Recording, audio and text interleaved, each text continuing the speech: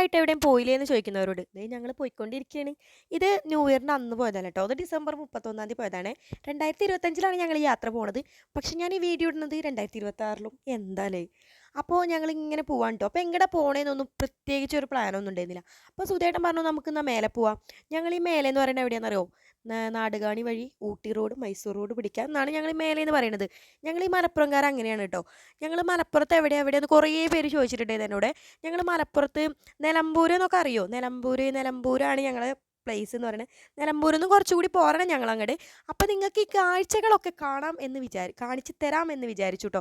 അപ്പോൾ ഇതാണ് ഞങ്ങൾ നാടുകാണി ചുരം. എത്ര പേര് ഇവിടെ വന്നിട്ടുണ്ടെന്നൊന്ന് കമൻറ്റ് ചെയ്യണേ. അപ്പോൾ ഇതേ നാടുകാണി ചുരത്തിൻ്റെ കുറച്ച് വ്യൂ ആണ് കേട്ടോ താഴത്തോട്ടുള്ളത്. ഇതാണ് നാടുകാണി ചുരത്തിലെ 1-ാം വളവ്.